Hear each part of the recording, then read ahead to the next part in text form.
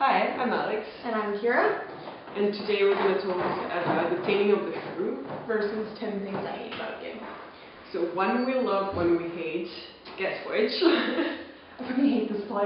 God, I read it in high school, which I was really pissed off about because I think we read it instead of like A Midsummer Night's Dream, which I love. I was really upset about that. And then this play is so, like, I know Shakespeare was writing in his time, and I have to give it historical context and all that, but it's so fucking misogynistic, I can't deal with it. Yeah, and I read actually that even at the time it could have shocked some people, because it was at the time then when people were starting to see the female. I mean, they did have a female monarch.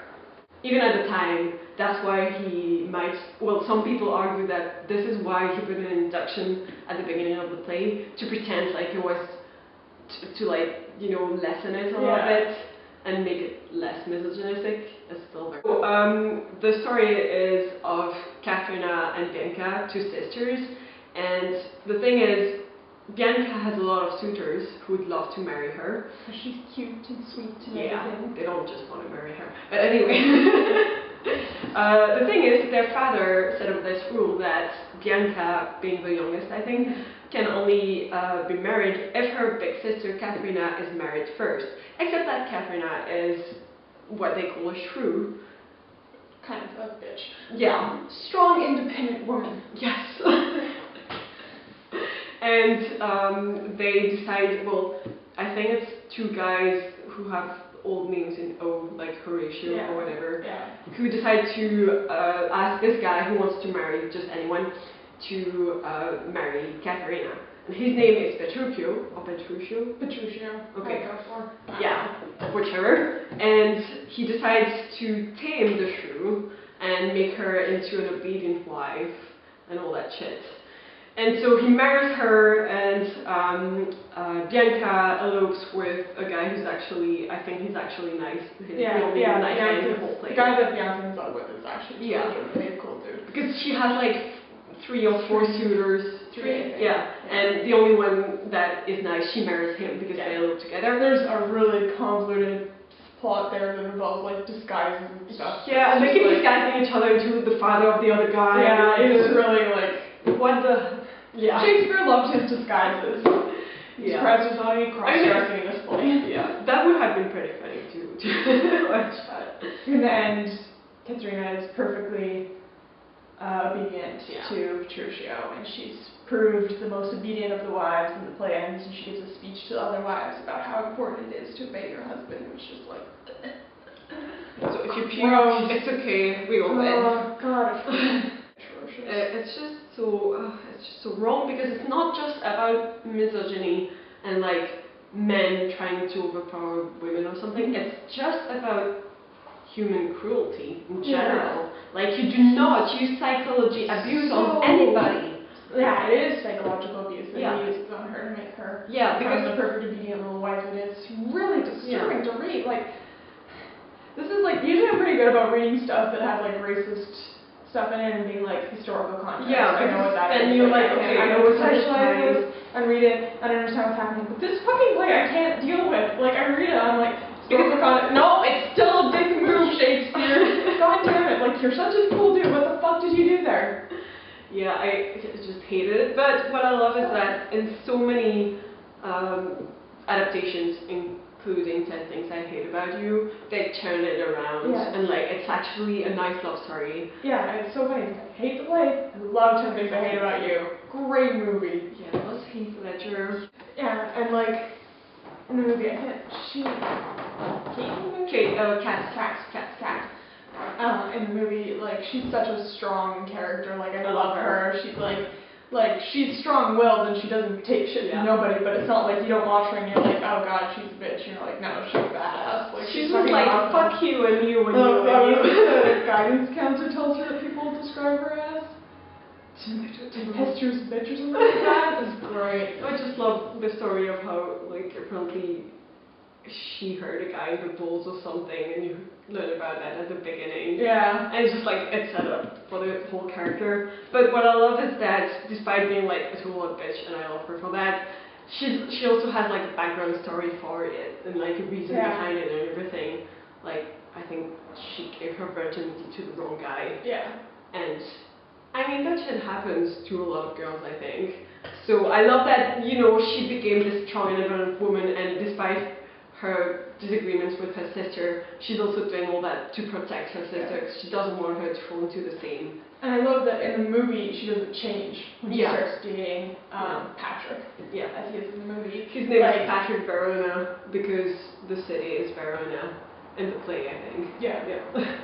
Yeah, no, it's nice because, like, I mean, in the play she obviously completely does like 100% about face on her personality. But in the movie, like, she starts dating him, but she still acts exactly the same. Like, she's a bit more, like, she opens up to him and stuff and, like, tells him things, but she stays the same person, which I love. Like, I fucking hate it when people change in movies for their boyfriend. Yeah. Stupid shit. Don't change for a person, any kind of person. Any person ever. You do you.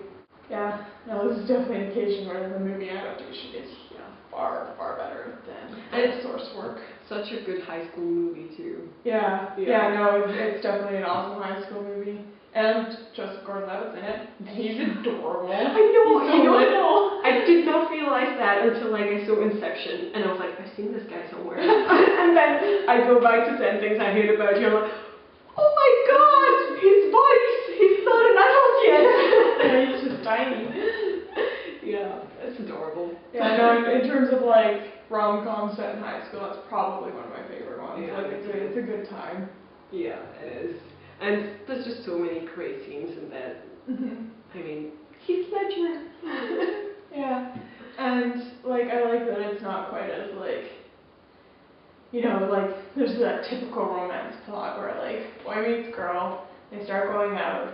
There's some sort of misunderstanding and everyone's angry, and then they have this big thing of winning each other back and then they end happily in love, and it's so fucking predictable. And this isn't like, I mean, to some degree it happens, but not to like things. Yeah, it's not the whole story. It's not, yeah, it's definitely like a bit more original than that like template that's laid out for so many rom-coms. Yeah.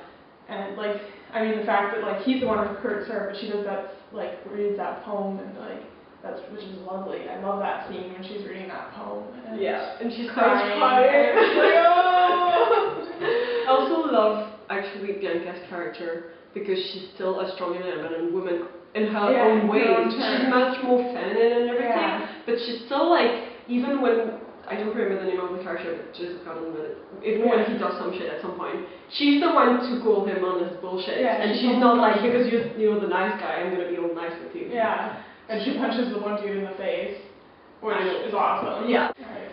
So in the end, hates them to play. Yeah. This is one occasion where I'm like, don't bother reading the source material, just watch the movie. Like, seriously. Unless you want to have really angry feelings, then read the play. But like if you like Shakespeare and like really want to read all of his works, go for it, read Taming the Shrew. But if you want to read Shakespeare, I would not recommend Taming the Shrew ever. That would be like the bottom of my list of Shakespeare plays that I would recommend. Well, that and maybe a couple of histories that are just super fucking boring. But like, if you want to read Shakespeare, read like The Winter's Tale. I fucking love The Winter's Tale. Hamlet, we already covered that. Hamlet we covered. Like Macbeth's a good time. Read Midsummer Night's Dream. I fucking love that play. There's also an adaptation of that actually, a movie. There's also a movie adaptation of that, which was pretty lame, but still fun to watch. Yeah, good times. Tempest is good. Like, there's loads of great Shakespeare. Tempest is so weird. Don't bother reading this play. Like, it's misogynistic and insulting, and it's just generally... It's just cruelty. Yeah. It's psychological abuse. If you want to learn about that, read the play, because you'll understand that abuse is not just physical, and you can actually... Severe psychological abuse, yeah. It's a thing that exists. But the movie is awesome. Yeah, good the movie time. is great. Watch it. Love Heath Ledger. How he sings and everything. that scene is probably the best one in the entire movie when he sings down the god. And he runs away from it. I love it. Great times. Yeah, all the characters are awesome in the movie. They're so much better. They have so much more depth and everything. Like even Bianca, she's awesome. Yeah. And and it's one of those rare occasions when you realize you can actually love the work of someone and not especially love that person. So that's about it for this week. Like, subscribe, comment, let us know if you read Taming the Shrew, if you liked it. Let us know why, because I'd love to know why someone. Have you seen the movie? Have you seen the movie? How much did you love it? Yeah. Is it all based on the simple fact that there's Heath Ledger in it, or on more than that? Yeah, and we'll see you on Friday. Bye. Notice how we're done! I feel like we're like small children being like, Mom!